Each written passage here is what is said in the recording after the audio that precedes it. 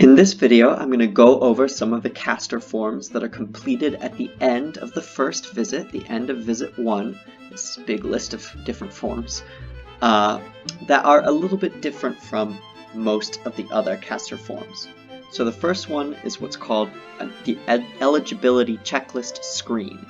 So as our study evolves and changes over time and we submit revisions to the IRB, our protocol might get updated. And some of those updates might include changes to the eligibility criteria for our study. So this checklist screen is simply here to make sure that whatever protocol the participant is consented under, we are checking the correct eligibility criteria for that protocol. Currently, we only have one true protocol version 1, but I created this question with 2 just for an example. All you have to do for this form is choose the date and then choose what version protocol the participant was consented under. In the future, this list will be longer, and depending on what you choose, it will then change what appears over here. So right now we only have one eligibility checklist, the version 1 eligibility checklist, which is tied to the version 1 of the protocol. In the future, when we have more protocol versions that have different eligibility criteria, we'll have more possible eligibility checklists on the left here, and whenever you choose, or I should say whatever you choose for this radio button, all the other eligibility checklists will disappear. So for example, had I chosen protocol version 2 and there were 2 eligibility checklists here, version 1 would have disappeared and version 2 would have been the only choice. As it stands, I chose protocol version 1. We only have one eligibility checklist, so that is all that remains. It will hide whatever you don't need.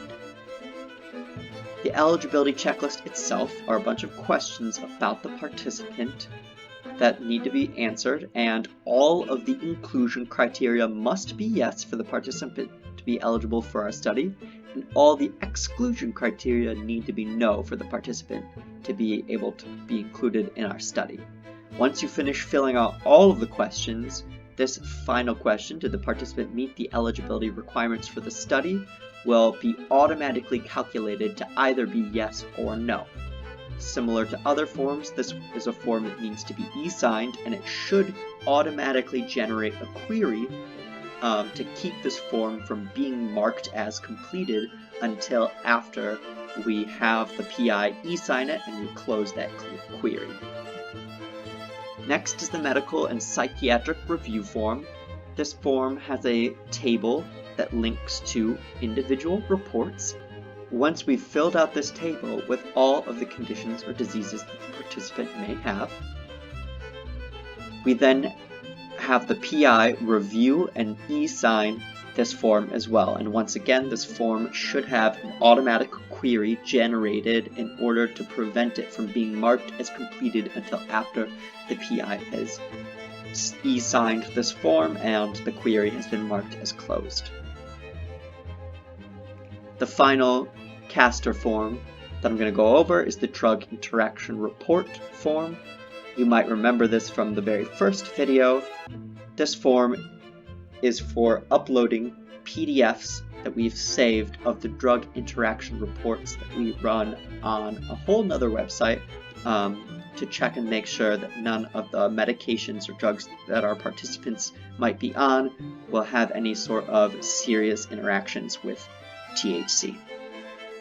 One thing of note is that these 4 Castor forms that we just covered are all able to be completed after the participant has finished their visit 1 in order to save the participant from sitting and waiting around for us to fill out paperwork that they do not have to answer any more questions for us to be able to fill out. That's all, and thanks for watching.